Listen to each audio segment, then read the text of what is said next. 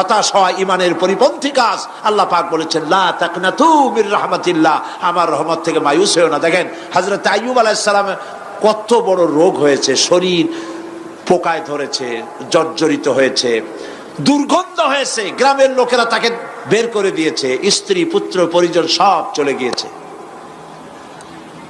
এমনকি জিহ্বায় যখন পোকা ধরল, হযরত আইয়ুব আলাইহিস সালাম আল্লাহ রাব্বুল আলামিনের দরবারে ফরিয়াদ করলেন, আন্নী মাসসানিয়াদ-দুররু ওয়া আনতা আরহামুর রাহিমিন।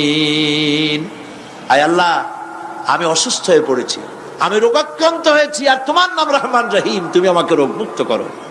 হযরত আইয়ুব আলাইহিস সালাম আল্লাহর দরবারে ফরিয়াদ করলেন, রব্বুল আলামিন সারা শরীরে পোকায় জর্জরিত হয়ে গেছে, এখন আমার জিহ্বায় পোকা ধরেছে, মাবুদ গো আমি তোমার কাছে ফরিয়াদ করি আমার জিহ্বায় পোকা দিও না, কারণ জিহ্বাটাও যদি নষ্ট হয়ে যায় তাহলে তোমার মতো আল্লাহর জিকির আমি কি দিয়া করব। হযরত আইয়ুব আলাইহিস সালাম আল্লাহ পাকের কাছে যখন এ ধরনের ফরিয়াদ জানালেন, রব্বুল আলামিন তাকে তার রোগ মুক্ত করে দিলেন, তার স্ত্রী পুত্র সব আল্লাহ রব্বুল আলামিন ফিরাইয়া দিলেন। সুবহানাল্লাহ। সুতরাং মুমিন ব্যক্তি, কোরআন শরীফে সব আছে, কোরআনের মতো শ্রেষ্ঠ ওয়াজের কিতাব পৃথিবীতে আর শুধু বোঝার দরকার। বিপদে যত বড় বিপদ আসুক, কোন বিপদে মুমিন ধৈর্য হারাবে না। হযরত ইয়াকুব আলাইহিস সালামের ছেলে ইউসুফ আলাইহিস সালামকে যখন তিনি হারায় ফেললেন, তিনি অধৈর্য হয়ে গেছিলেন নাকি? অধৈর্য হন নাই। কারণ আমি আমার বক্তৃতার সূচনায় বলেছি, আমরা কল্যাণ বুঝি না, অকল্যাণও বুঝি না। কোন বিপদ আসলে পরে আমরা হয়রান হয়ে যাই, কিন্তু বিপদের মধ্যে কল্যাণ আছে আমরা তা বুঝতে পারি না। কথা বুঝে আসছে? হযরত ইউসুফ আলাইহিস সালামকে কুয়ার ভিতরে ফেলে দেওয়া হলো। 11 ভাই মনে করেছে কুয়ার ভিতরে ফেলে দিয়া ইউসুফ আলাইহিস সালামকে মেরে ফেললাম, কিন্তু তারা বোঝে নাই আসল কামটা কি হয়েছে। এটা তো কুয়া নয়, এটা একটা টানেল, এটা একটা সুড়ঙ্গ।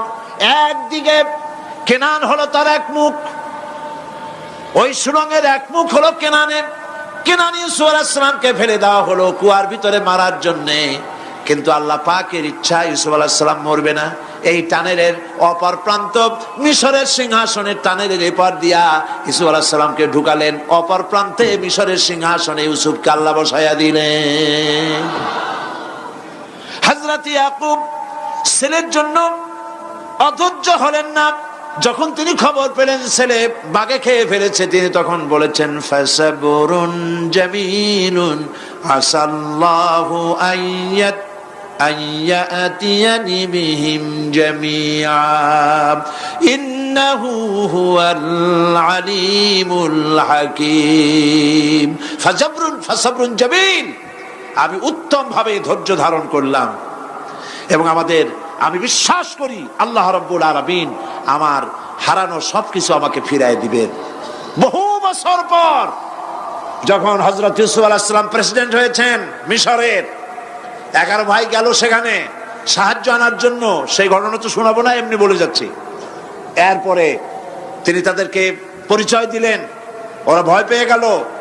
তিনি বললেন, ভয়ের কোনো কারণ নাই, লা তাসরিবা আলাইকুমুল ইয়াউম, আজকে আমি কোনো প্রতিশোধ তোমাদের নেব না। সুবহানাল্লাহ। এর নাম পয়গম্বর, এর নাম কি? আল্লাহর নবী। আমি আজকে কোনো প্রতিশোধ তোমাদের নেব না, তোমরা যাও। পিতার অবস্থা তিনি জানলেন, কাঁদতে কাঁদতে পিতার চোখ দুটো নষ্ট হয়ে গেছে ইয়াকুব আলাইহিস সালাম। হযরত ইউসুফ আলাইহিস সালাম বললেন, যাও। নিজের জামাটা খুললেন, গায়ের জামা খুলে বললেন, ভাইরা আমার এই জামা নিয়ে যাও, আর আমার আব্বার চোখের উপরে এই জামাটা রেখে দিও। ছেলেরা যখন হযরত ইউসুফ আলাইহিস সালামের জামা নিয়ে মিশর থেকে রওনা করেছে, গল্প নয়, উপন্যাস নয়, আল্লাহ পাক এই কোরআন শরীফে সূরা ইউসুফে বলেছেন, জামা নিয়ে মিশর থেকে রওনা করেছেন। কোথায় মিশর আর কোথায় কেনান? কেনানে বসে হযরত ইয়াকুব আলাইহিস সালাম বলছেন, তোমরা যদি আমাকে মতিভ্রম পাগল যদি মনে না করো, তাহলে একটা কথা বলি, আমার নাকে এখন আমি ইউসুফের গন্ধ পেতেছি। সুবহানাল্লাহ। তোমরা যদি আমাকে মতিভ্রম না করো তাহলে আমি বলি আমি কিন্তু ইউসুফের গন্ধ পেতেছি। সুবহানাল্লাহ। হযরত ইউসুফ আলাইহিস সালামের জামা এনে ভাইরা যখন হযরত ইউসুফের চোখের উপরে রেখে দিলেন, হযরত ইয়াকুবের দুটো চোখ সাথে সাথে আল্লাহ ভালো করে দিলেন। ফাসাবরুন জামিল, ধৈর্য ধরো। ইমানদার ব্যক্তি আশার উপরে তার জীবন বাঁচে, কারণ যত বড় বিপদ আসুক না কেন আশ্রয় পাওয়ার একটা জায়গা আছে, তার নাম হলো আল্লাহ। নাম কি? বলেন আল্লাহ। সবাই বলেন আল্লাহ আল্লাহ আল্লাহ আল্লাহ। হযরত ইউনূস আলাইহিস সালাম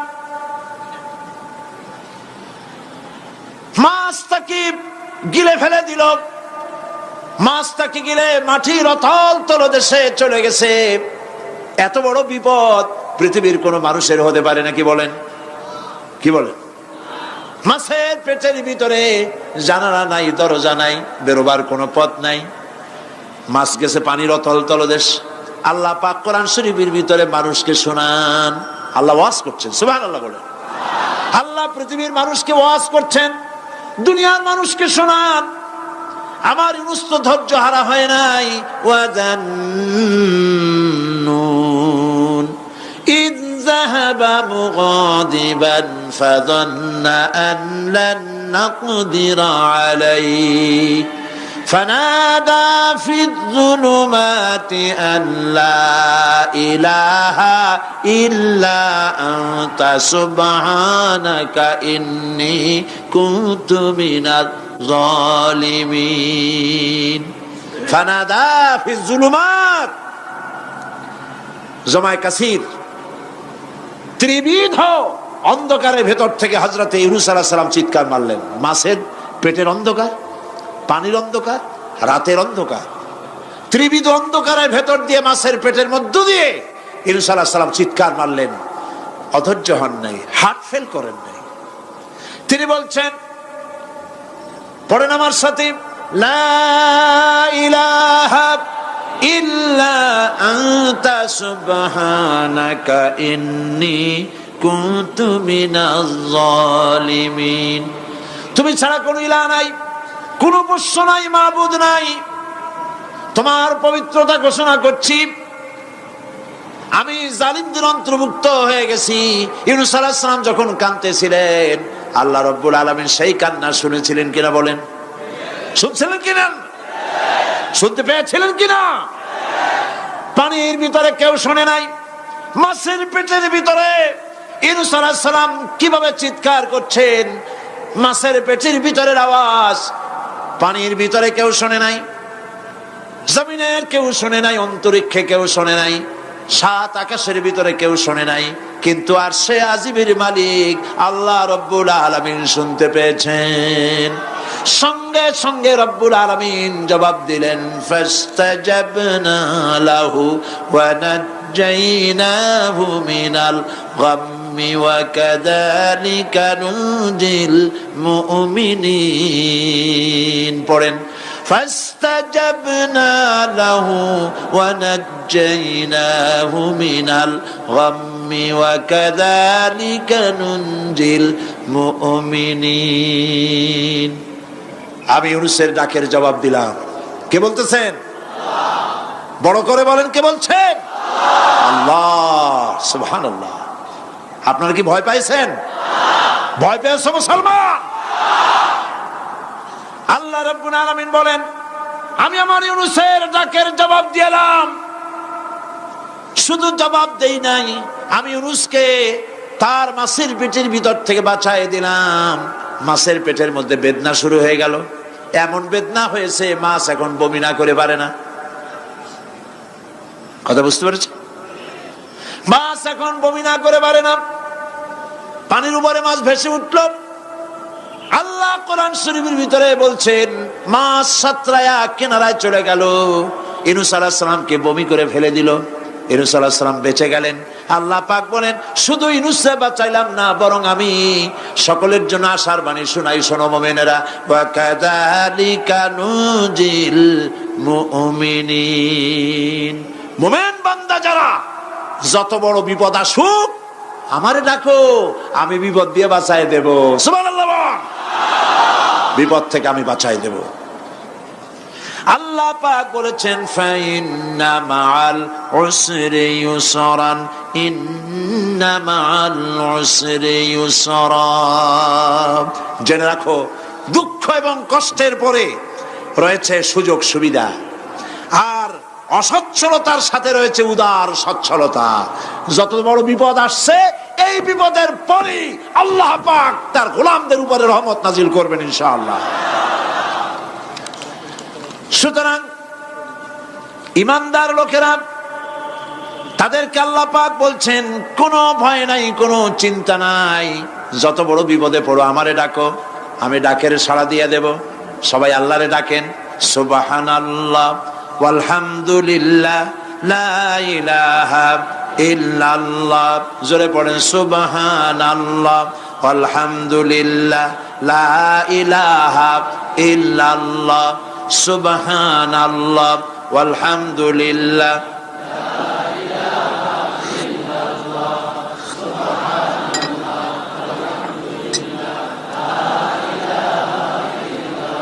লা ইলাহা ইল্লাল্লাহু মুহাম্মাদুর রাসূলুল্লাহ। আল্লাহর উপর ঈমান আনলে যত ফায়দা হয়, এত ফায়দা দুনিয়ায় কোথাও নাই। সুবহানাল্লাহ। আল্লাহর উপর ঈমান আনার ৫ম নম্বরের ফায়দা কয়টা বলছি? 5টা বলছি। আপনাদের অসুবিধা হচ্ছে নাকি? তাড়াতাড়ি শেষ করতেছে।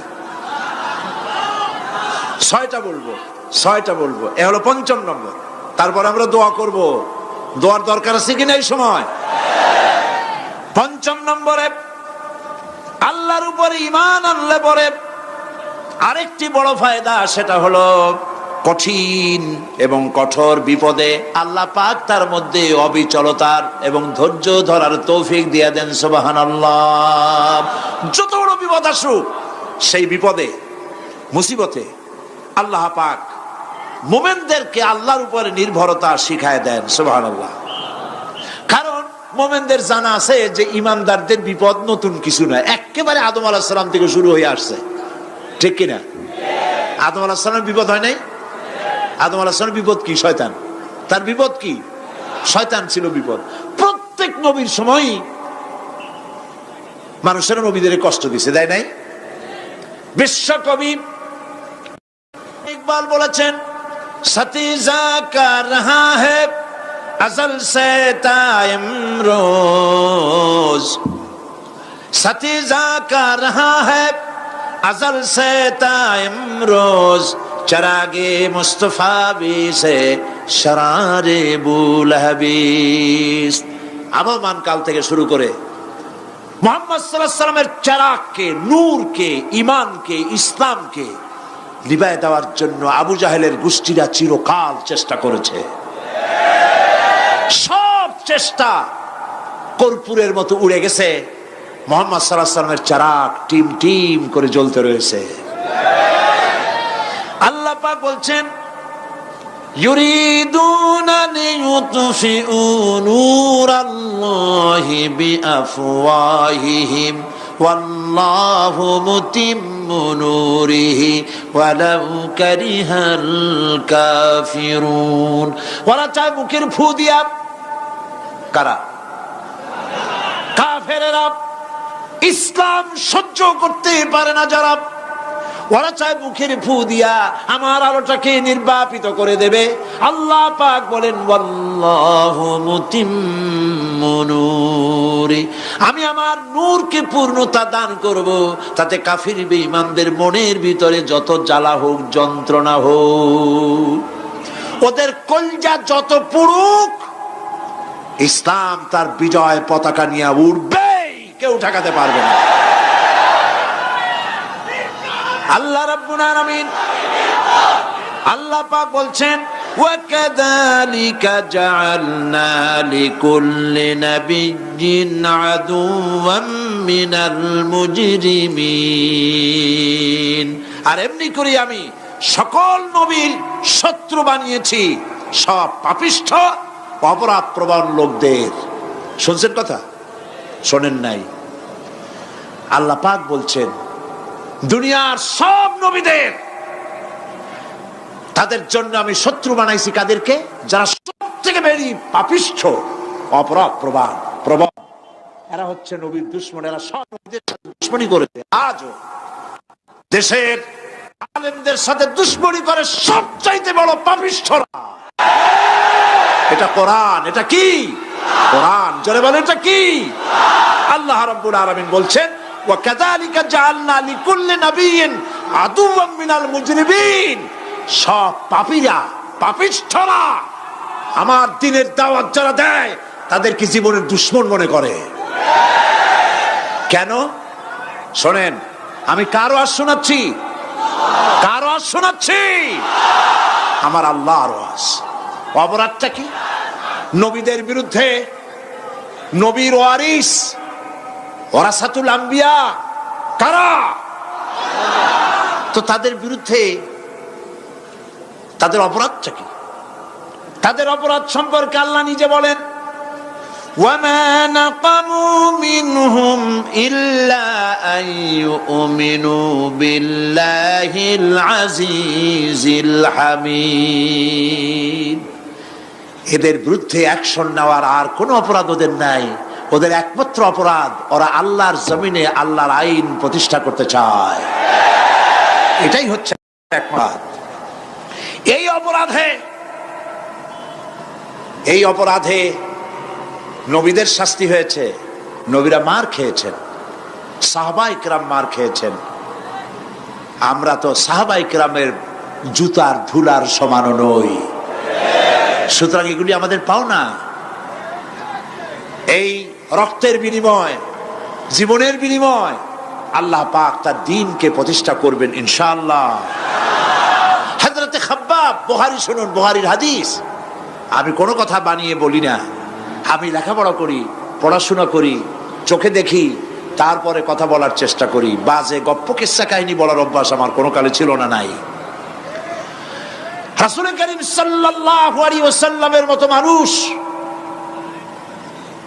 ওনার মতো মানুষ, আহারে, তার চাইতে শ্রেষ্ঠ মানুষ কি পৃথিবীতে আছে?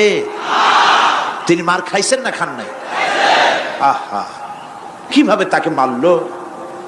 গলায় চাদর দিয়ে পেঁচাইয়া আছাড় মেরে ফেলে দিয়ে তারপরে তাকে প্রহার করা হয়েছে। আবু জাহেল মেরেছে, বেহুশ হয়ে গেছেন হুজুর। হযরতে হামজা তখনও কাফের ছিলেন। শিকার থেকে ফিরে এসে মুহাম্মদ সাল্লাল্লাহু আলাইহি ওয়াসাল্লামের অবস্থা দেখে পায়ের রক্ত মাথায় উঠে গেছে। আপন ভাইয়ের ছেলে, আর এমন ছেলে। চলে গেলেন আবু জাহেলের বাড়ি। বললেন, আবু জাহেল, তুই নাকি মুহাম্মদ সাল্লাল্লাহু আলাইহি ওয়াসাল্লাম মারছিস? কেন মারলি?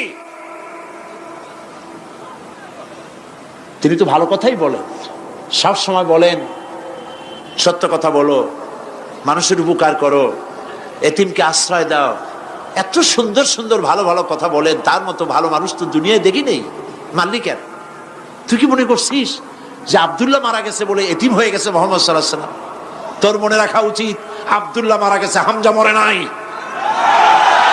হযরত হামজা ধনুক বাইর করলেন, এক বাড়ি মারলেন মাথার উপরে, মাথা ফাটা রক্ত বেরিয়ে গেল। হামজা হন হন করে হেঁটে এলেন রাসূলের কাছে। হুজুরের অসুস্থ দেহ মোবারক কোলে উঠায় নিয়ে বললেন, বাবা, তার মস্তক মোবারক কোলে উঠায় নিয়ে বললেন, আমি আবু জাহেলের মাথা ফাটিয়ে রক্ত বের করে দিয়ে এসেছি, তুমি একটু খুশি হও। হুজুর বললেন, চাচা, কার মাথা ফাটাইছেন, কার রক্ত বের করেছেন, এই কথা বলে তো আমাকে আপনি খুশি করতে পারবেন না। তিনি বললেন, বাবা, তুমি কি হলে খুশি হও? তিনি বললেন, আমি খুশি হই চাচা, তোমার মুখে যদি একটা বার আমি ঈমানের কলেমা শুনতে পাই। হযরতে হামজা বললেন, মুহাম্মদ সাল্লাল্লাহু আলাইহি ওয়াসাল্লাম, আমার বুঝতে মোটেও কষ্ট হয়নি, তুমি কোনো সাধারণ মানুষ নও। সাধারণ মানুষের প্রতিশোধে তুমি বিশ্বাসী হতে, খুশি হতে, প্রতিশোধে বিশ্বাসী হওনি। তুমি অবশ্যই আল্লাহর নবী। আমি আল্লাহকে সাক্ষী রেখে, আমি তোমাকে সাক্ষী রেখে ঈমানের কালেমা ঘোষণা করছি, লা ইলাহা ইল্লাল্লাহু মুহাম্মাদুর রাসূলুল্লাহ। ভাইরা আমার, আল্লাহর দ্বীন প্রতিষ্ঠার জন্য আমার নবীদেরকে কষ্ট করতে হয়েছে, সাহাবায়ে কেরামদেরকে কষ্ট করতে হয়েছে, আল্লাহর ওলিদেরকে, ইমাম আবু হানিফা রাহমাতুল্লাহ আলাইহিকে 8 বছর জেলের মধ্যে রাখা হয়েছিল। ইমাম আহমদ বিন হাম্বলকে চাবুক মেরে মেরে গায়ের গোশত আর চামড়া তুলে ফেলে দেওয়া হয়েছিল। তারপরেও তারা বাতিলের সামনে মাথা নত করে নাই। এর নাম হচ্ছে ইসলাম। এর নাম কি? বুখারীর হাদিস, হযরত খাব্বাব বিন আরিত রাদিয়াল্লাহু তাআলা আনহু, বুখারীতে হাদিসটা এভাবে এসেছে, ওয়ান খাব্বাব বিন আরিত রাদিয়াল্লাহু তাআলা আনহু আন্নাহু قال قال شكونا الى رسول الله صلى الله عليه وسلم وهو متوسد بردة له في ظل الكعبة। তিনি বললেন, আমরা রাসূলের কাছে গেলাম, যাই দেখি রাসূল করিম সাল্লাল্লাহু আলাইহি ওয়াসাল্লাম কাবা শরীফের ছায়ায় আরাম ফরমাচ্ছেন। আমরা কাছে গিয়ে বললাম, আলা তাস্তানসিরু লানা আলা তাদউ লানা ইয়া রাসূলুল্লাহ, হে রাসূল, আপনি কি আমাদের জন্য দোয়া করবেন না? আমরা তো মার খেতে খেতে শেষ হয়ে গেলাম। আমাদের খাব্বাবকে, খুবাইবকে, আম্মারকে, সুমাইয়াকে মেরে শেষ করে দিল। আর আমাদেরকে না খাওয়ায় রাখে, সারা রাত খেতে দেয় না, ঘুমাতে দেয় না। তারা আমাদের বেলালকে মেরে মেরে রক্তাক্ত করে উত্তপ্ত মরুভূমির উপরে চিৎ করে শোয়ায়, বুকের উপরে পাথর চাপা দিয়ে রেখেছে। ওরা সাহাবায়ে কেরামদেরকে মারতেছে, না খাওয়ায় রাখতেছে। হুজুর, আপনি কি আল্লাহর কাছে দোয়া করবেন না? এখনো কি দোয়ার সময় আসে নাই? হাদিস শরীফে এসেছে, হুজুর সাল্লাল্লাহু আলাইহি ওয়াসাল্লাম উঠে বসলেন, বললেন, ও খাব্বাব, তোমাদের আগে এই পৃথিবীতে যারা দ্বীনের দাওয়াত নিয়ে এসেছিলেন, সমকালীন রাষ্ট্র শক্তি তাদেরকে ধরতো, ফায়ুহাজুর রাজুলু ফায়ুহফারু লাহু ফিল আরদ, তাদেরকে ধরে তাদের জন্য কবর খনন করা হতো জীবিত মানুষের জন্য। ফায়ুজআলু ফিহা, এরপরে সেই গর্তের ভিতরে তার কোমর পর্যন্ত গেড়ে দেওয়া হতো। সুম্মা ইউতা বিল মানশার, এরপরে করাত আনা হতো। ফায়ুদাউ আলা রাসিহি, এরপরে সেই করাত তার মাথার উপরে রাখা হতো। ফায়ুজআলু নিসফাইন, করাত দিয়া ঘষে ঘষে চিরে চিরে জীবিত মানুষকে দ্বিখণ্ডিত করে ফেলে দেওয়া হতো। মা ইয়াসুদ্দুহু যালিকা আন দীনিহি, এত কষ্ট দেওয়ার পরেও আল্লাহর গোলামদেরকে এক চুল জায়গা দিন থেকে সরায় দেওয়া যায় নাই। ওয়াল্লাহি ওয়াল্লাহি, ও খাব্বাব, আমি আল্লাহর নামে কসম করি, লাইউতাম্মান্নাল্লাহু হাদাল আমরা হাত্তা ইয়াসিরু রাকিবু মিন সানআ ইলা হাদরামাউত, আমি আমার আল্লাহর নামে কসম করি। কে কসম করছেন? সুবহানাল্লাহ বলবেন না? রাসূলুল্লাহ কসম করছেন, আমি কসম করি আল্লাহর, সেদিন বেশি দূরে নয়, যেদিন ইয়েমেনের রাজধানী সানা থেকে শুরু করে হাজরামাউত পর্যন্ত হাজার হাজার মাইল সওদাগরেরা তাদের পণ্য নিয়ে, মহিলারা তাদের সৌন্দর্যের পসরা নিয়ে একাকিনী অথবা দলবদ্ধভাবে যাতায়াত করবে মরুভূমির উপর দিয়ে। লা ইয়াখাফু ইল্লাল্লাহ, আল্লাহ ছাড়া তাদের অন্তঃকরণে কোনো ভয় থাকবে না। ওয়ালাকিন্নাকুম তাস্তাজিলুন, তোমরা বড্ড তাড়াহুড়ো করছো, অপেক্ষা করো, সেরকম সময় আসবে। রাসূল করিম সাল্লাল্লাহু আলাইহি সাল্লাম সেরকমের সময় দিতে পেরেছিলেন নাকি পারেন নাই? পেরেছিলেন কিনা? সেজন্য রক্ত দিতে হয়েছে, সেজন্য মার খেতে হয়েছে, সেজন্য জেলে যেতে হয়েছে। রাসূল করিম সাল্লাল্লাহু আলাইহি সাল্লামকে, জেল তো নতুন কিছু নয়। ইউসুফ আলাইহিস সালাম জেলে থাকেন নাই? জেলে থাকেন নাই? থেকেছেন। রাসূল করিম সাল্লাল্লাহু আলাইহি সাল্লাম জেলে ছিলেন না? সেই জেল এরকমের দেওয়ালে ঘেরা জেল নয়, পাহাড়ে ঘেরা, চতুর্দিক থেকে পাহাড়ে ঘেরা শিয়াবে আবি তালেব 3 বছর। কতদিন? টানা 3 বছর রাসূল, তার সাহাবী, তাদের স্ত্রীরা, বাচ্চা বাচ্চা ছেলেপেলেরা 3 বছরের মধ্যে সরকার ঘোষণা করেছে এদের সঙ্গে কথা বলবে না, বাজার ঘাটে যেতে পারবে না, কেনা বেচা করতে পারবে না, সামাজিক বয়কট, সামাজিকভাবে বয়কট করে রেখেছে। সাথে যা ছিল খাবারগুলি শেষ হয়ে গেছে, তারপরে উট ছিল, ভেড়া ছিল, খাইয়ে শেষ হয়ে গেছে। এরপরে যখন কিছু নাই, উটের চামড়া ভিজাইয়া ভিজাইয়া, শুকনা চামড়া ভিজায় খেয়েছে। যুবকেরা ক্ষুধার যন্ত্রণায় বাবলা গাছের পাতাগুলি চাবায়ে খাইতে গিয়া কাটা ফুটে জিহ্বা থেকে রক্ত পড়েছে। বাচ্চা ছেলেবেলেগুলি মায়ের বুকে দুধ পায় নাই, না পায়া বাচ্চারা চিৎকার করে উঠেছে। এই চিৎকার, ক্ষুধার জ্বালার এই চিৎকারের আওয়াজ শুনে কাফেরেরা চতুর্দিকে অট্ট হাসিতে ফেটে পড়েছে। সুতরাং জেল জুলুম মুসলমানদের জন্য, আলেমদের জন্য, পীর বুজুর্গদের জন্য নতুন কিছু নয়। এই জুলম, এই অত্যাচারের পরেই আল্লাহ পাকের দ্বীন কায়েম হয়েছিল মদিনায়। রাসূলুল্লাহ বলেছিলেন, খায়রুল কুরুনি কারনি, সর্বশ্রেষ্ঠ যুগ আমার যুগ। বন্ধুগণ, আল্লাহর উপর ঈমান আনলে মানুষের ভিতরে এ ধরনের অবিচলতা আসে, বিপদে ধৈর্য ধরার হিম্মত পয়দা হয়ে যায়। সুবহানাল্লাহ বলো।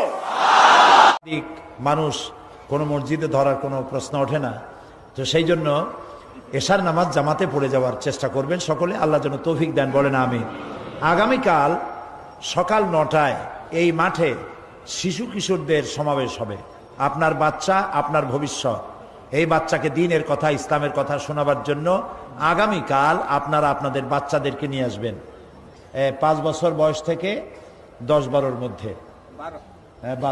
5 থেকে শুরু করে 12-র মধ্যে আপনাদের ছেলে মেয়েদেরকে এখানে পাঠিয়ে দিবেন। তাদেরকে তাদের প্রশ্নের জবাব দেব এবং তারপরে তাদেরকে কোরআন ও হাদিসের কথা শোনানো হবে, যাতে করে তাদের ইমানের মধ্যে ইসলামের বীজ বপন হয়ে যায়, তাদের কলিজার মধ্যে ইসলামের বীজ বপন হয়ে যায়। আল্লাহ যেন তৌফিক দেন, বলেন আমিন। আপনারা প্রত্যেকে আপনাদের সন্তানদের নিয়ে আসবেন সকাল 9টায়। আর মুফতি, আমি যে বলতেছিলাম যে মাহফিল শেষ হবে, যাওয়ার সময় টাকা এই মাহফিলে দিয়ে যাবেন, মাহফিলের খরচ হিসাবে। আর ঢাকা থেকে অনেক লাইব্রেরি আছে, প্রত্যেকদিন বলতেছি, আজও বলি যে আপনারা যাওয়ার সময় সকলে বই কিনে নিয়ে যাবেন। বই কিন্তু কাউকে ঠকায় না। একটা বোয়াল মাছ, কোরাল মাছ, শুটকি মাছ খাবেন, আজ খাইলেন কালকে পায়খানা হয়ে যাবে, এটার কোনো দাম নাই। কিন্তু একটা বই যদি আপনি কিনে নেন, বই আপনাকে উপকার করবে, আপনার জীবনের মোড় ঘুরিয়ে দিতে পারে। আলহামদুলিল্লাহ বলে। কামিয়াব প্রকাশন, যারা বিশ্বব্যাপী ইসলামী আন্দোলনের অন্যতম শ্রেষ্ঠ নেতা, জামাত ইসলামী বাংলাদেশের সাবেক আমির অধ্যাপক গোলাম আজম, তার লেখা বইগুলি কামিয়াব প্রকাশন বের করে। আল্লাহ তাআলা গোলাম আজম সাহেবকে 2টা তৌফিক দিয়েছেন। অনেক তৌফিকের মধ্যে আমার দৃষ্টিতে নেতৃত্বের কোয়ালিটি তো আল্লাহ দিছেনই, এছাড়াও দুর্লভ কোয়ালিটি যেটা হলো তিনি সহজ করে বলতে পারেন, সহজ করে লিখতে পারেন। সহজ করে বলা আর লেখা এটা কিন্তু খুব কঠিন ব্যাপার। আল্লাহ এই কোয়ালিটি তাকে দান করেছেন। আল্লাহ তাকে সুস্থ রাখুন, ভালো রাখুন। তার লেখা দিয়া গোটা জাতি জীবন চলার পথের দিক নির্দেশনা আল্লাহ যেন দান করেন, আমরা বলি আমিন। কামিয়াব প্রকাশনে তার অনেক বই তারা সেবেছে, আপনারা সেখান থেকে নিতে পারবেন। আর সর্বশেষ কোরআন শরীফের তাফসীরের সেই কথাটা আমি বলবো এই কারণে যে সূরা লোকমানের মাত্র 2টা রুকুর তাফসীর করেছিলাম এই মাঠে, এইখানে। আর প্রায় অর্ধশত হিন্দু, খ্রিস্টান, বৌদ্ধ, মুসলমান হয়ে গিয়েছিল। সুবহানাল্লাহ। এর মধ্যে যাকাতের কথা আছে কোরআনের এই সূরা লোকমানের মধ্যে, মা বাপের খেদমতের কথা আছে, শিরক এবং বেদাতের কথা আছে, যা একটা জীবনকে সুন্দর পথে পরিচালিত করতে সক্ষম। তাফসিরে সাঈদী সূরা লোকমান গ্লোবাল প্রিন্টিং নেটওয়ার্ক, সামনে এখানে লাইব্রেরি আছে, আপনারা সেখান থেকে তাফসিরে সাঈদী সূরা লোকমান নিয়ে যাওয়ার চেষ্টা করবেন। আল্লাহ তাআলা তৌফিক দান করুন।